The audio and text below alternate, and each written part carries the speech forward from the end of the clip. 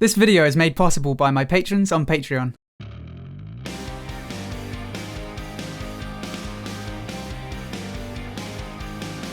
Hello everyone, my name is Ziamaro and welcome to Battlerite Sage. So today I'm starting a two-part series on buffs and debuffs in Battlerite, and I'm going to be kicking things off with debuffs. Honestly, I thought I already had a good idea of who could do what. I knew there would be a few obscure Battlerites that I didn't know about, but it turns out there's a few things in Champions base kits that isn't even widely known. I did get some help from my viewers on Twitch to try and make this as comprehensive as possible, but even so, there's a good chance that I may have missed a few things, so please let me know in the comments if I've missed something. In order to keep this video concise, I won't mention every champion that has access to a debuff, but I will highlight them on screen. So first off, what is a debuff?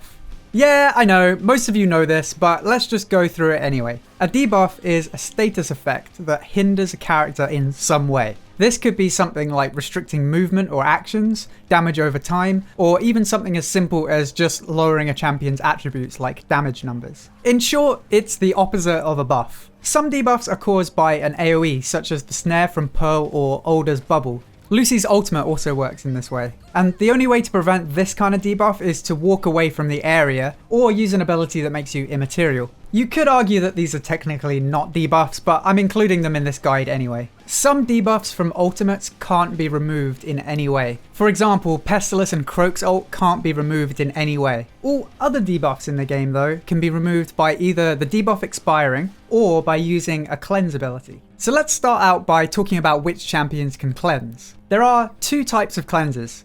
One just removes movement impairing effects. So some examples of this are Croak and Jade's stealth. If you get rooted or snared, then stealth will remove it. We can refer to these as soft cleanses. Some other examples of soft cleanses are Tyre and Destiny's space abilities. The other type is a full cleanse. These abilities remove all negative effects, except for the ones that I mentioned before, usually ultimates. The well-known examples of full cleanses are Lucy's Clarity Potion, Ivor's Zap, Xander's Spotlight, and Pearl's Bubble Shield. All of these say directly in their ability description that they remove all negative effects. Some abilities that grant immaterial can also remove all negative effects, such as Paloma's Other Side and Shifu's Fleetfoot. But it's worth mentioning that Jamong's Prowl, while it is an immaterial, only removes movement impairing effects. I haven't actually had time to properly test Jamila, so someone's going to have to let me know in the comments if that removes negative effects or not. There are, however, 3 other abilities that can fully cleanse. Thorn's Husk, Alicia's Ice Block, and Pestilus's Ultimate. Husk and Ice Block, although it isn't mentioned in their description, can actually fully cleanse debuffs. Likewise, Pestilus's Ultimate can fully cleanse, but it's only a self-cleanse. It's also worth mentioning that you can't cast a cleanse ability if you're unable to use abilities. For example, if you're stunned or silenced. So a cleanse can't break stuns. It can, however, be used to break stuns, silences, and incaps on allies. So if your ally is stuck in an incap, you can ice block them to break them out of it. Now let's move on to the debuffs themselves, starting with blinds. Unlike some other debuffs, when you're blinded, you still have full control over your character. All a blind does is restrict your vision. There are 2 champions who can blind people, Croak and Ulrich. Croak restricts your vision by 80% for 4 seconds, while Ulrich's blind is much more powerful at 95% reduced vision, but it only lasts for 2 seconds, and it's also an AoE. And before you say, hey, what about Pestilus? His blind actually falls into a different category called fading blinds. Pestilus has a Battlerite that can add a blind effect to his ultimate. It's not a commonly picked Battlerite, but you will see it from time to time. This one restricts your vision by 90%, but your vision is slowly restored over the duration. Next, let's take a look at Weaken. Weaken is a debuff that reduces your damage and healing output. There are some abilities that reduce damage done and healing received. They're slightly different to Weaken's, but I've included them here anyway. Those exceptions are Lucy's Weakening Toxin, Alder's Dehydration, and Jamong's Disabling Trap. These all reduce damage the opponent does, but they reduce the healing they receive. True Weakens just reduce damage and healing output. Weaken is a really strong debuff. Some champions have access to Weaken in their base kit, such as Jamila, Sirius, and Varesh, while others, including Alder, Bako, and Blossom, gain access to it through Battlerites. And because Weaken is such a powerful debuff, most of the Weaken Battlerites are quite common. And that brings me to Weaken's evil twin, the Damage Amp. A Damage Amp is a debuff that you put on your enemy that increases the damage they take. Xander, Varesh, and Rook have damage amps in their base kit, while Paloma and Rukan gain access to it through Battlerites. Pestilus actually has a damage amp in his base kit too by infesting an enemy, but it's not something you would usually want to use your space for. It's also worth mentioning that damage amps do stack, so if you play Xander, Varesh and Rook, you can do some pretty beefy damage. Next up we have dots. Dot stands for damage over time, and it's the most basic kind of debuff. It does exactly what it says on the tin, damage over time. Examples of dots are Lucy's Toxin, Croak's Toxic Muck, and Ashka's Ignite. I think we all know what a dot does, so I won't talk about all of them, but I've highlighted on screen which champions have access to a dot. One thing that's worth mentioning about dots is that they can't do lethal damage. They can take an enemy to 1 HP, but they can't finish them off. There is another damaging debuff that can finish someone off though. Delayed damage debuffs. A delayed damage debuff is something like Alder's Time Bomb or Jamila's Phantom Cut. These abilities do a single burst of damage when the debuff runs out, and this damage can be lethal. Croak's ultimate is actually a dot and a delayed damage ability. So first it does 18 damage over 2 seconds, and then it explodes for 38 damage. The dot portion can't kill someone, but the 38 damage at the end can. Delayed damage debuffs often do a lot of damage, but the main drawback is the fact that you can iframe just as it's about to end to completely mitigate the damage. Or, as with all other debuffs, they can be cleansed. Next, let's take a look at INCAPACITATES. Usually, people just refer to these as incaps. An incap prevents all movement or actions, but any damage can break the incap.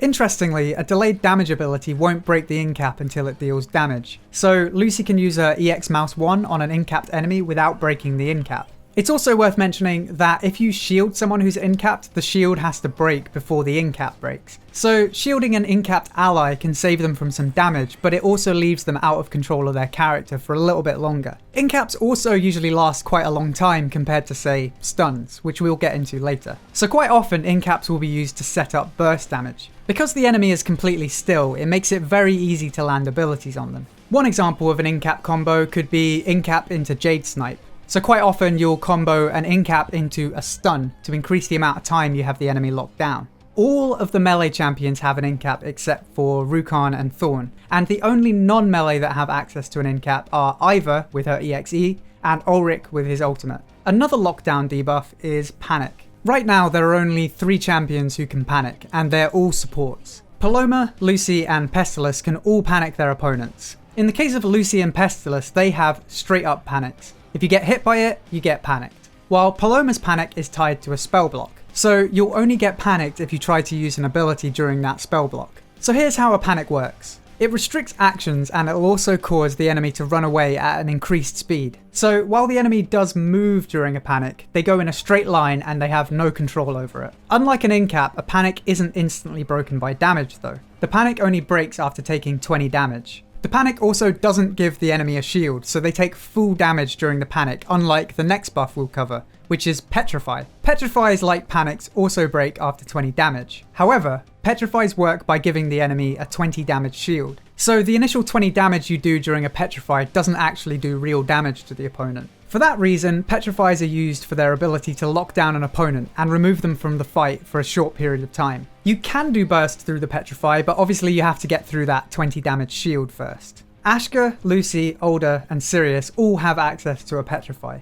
Alicia and Thorn also have abilities that work in a very similar way to Petrify, so I'm including them here too. There are a few differences with them though. Thorn's Entangling Roots is pretty much just a Petrify, but with an added bonus of healing Thorn while it's active. Alicia's Freeze also behaves like a Petrify, but with 2 differences that are tied to Battlerites. One is the Snowstorm Battlerite. This causes her Flash Freeze to leave a lingering snowstorm that does damage in the area. The damage that the snowstorm deals actually deals damage directly to the enemy, ignoring the Petrify shield.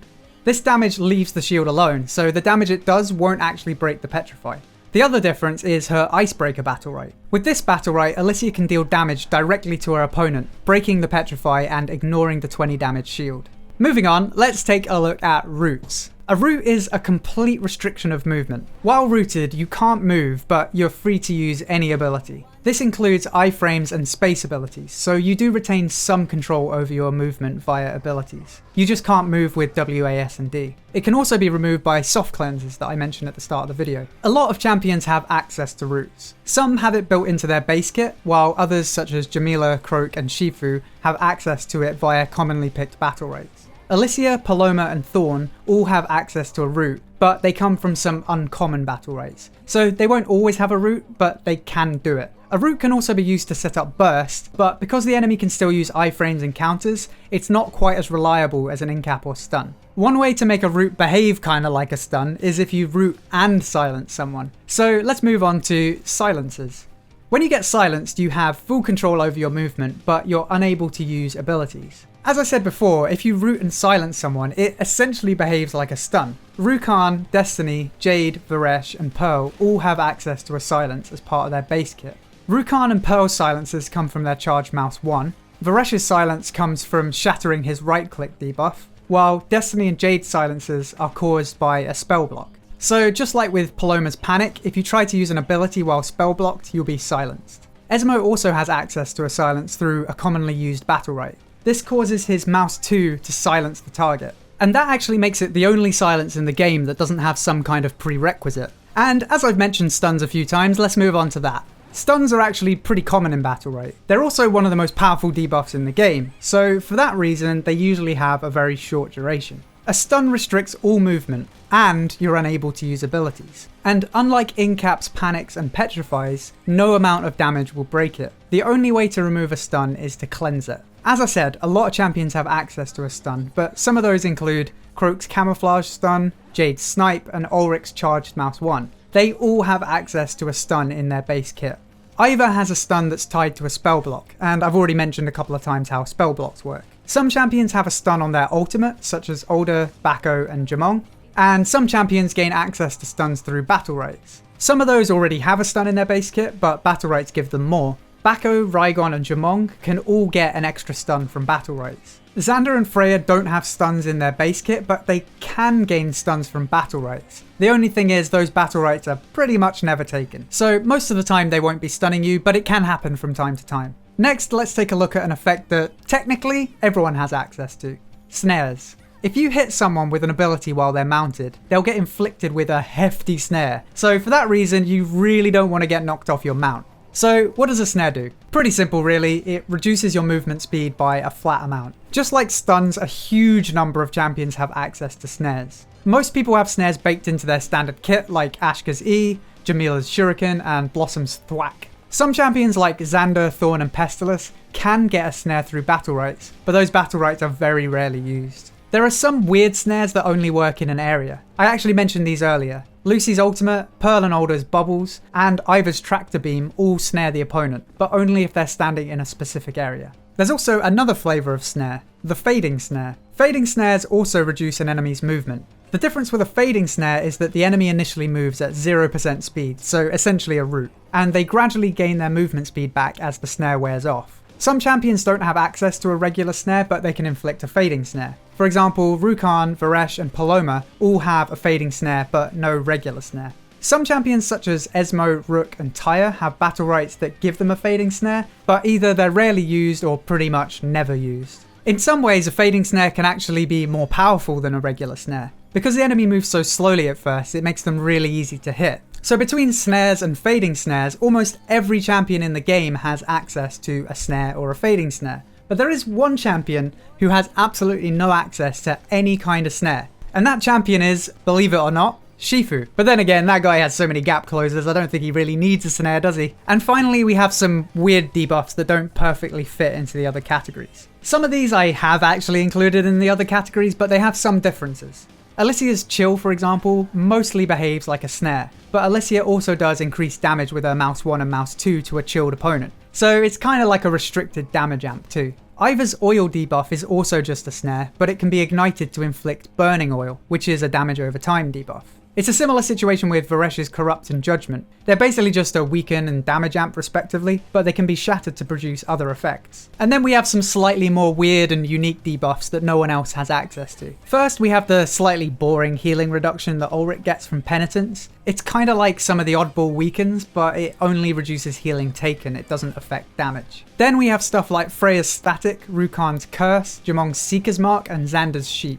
Xander's Sheep is probably the easiest to explain. In a way, it's kinda just a silence. You still have full control over your movement, but the difference is, a silence can't be broken by damage, while a sheep is broken after 20 damage. Freya's static also works kinda like a damage amp for her Mouse 1 E and EXE, but it can also be consumed by her Storm Mace. This knocks the opponent back a pretty long way, and if they connect with a wall, they get incapped. Rukan also has a unique debuff called Curse, which makes his Mouse 1s hit harder, and it also heals him for 6 health with each strike. Similarly, Jamong's Seeker's Mark can also be used for self-healing. He can apply Seeker's Mark in a few different ways, and then consume it to heal 12 health. And finally, there are a few other weird debuffs that just have extra effects. Pestilus's Moth and Thorns are pretty much just dots, but when they're applied to enemies, they also act as a self-heal. So they're kind of like leeching abilities in a way. So that just about does it for debuffs. There was quite a lot to cover, so I didn't mention every single ability, but I did my best to highlight on screen the ones that I didn't mention. Even so, I may have missed a few entirely, so let me know in the comments if I missed anything important. I actually learnt a few things from making this video, so I hope you learned something too. And I'll see you tomorrow for the second part in the series, Buffs. I hope you enjoyed this video. If you did, then please feel free to subscribe for more Battlerite guides, news, and discussion. If you'd like to help support the channel and get some unique rewards, then head over to patreon.com/battleritesage. And don't forget to check out twitch.tv/battleritesage. Until next time, thank you for watching, and I'll see you soon.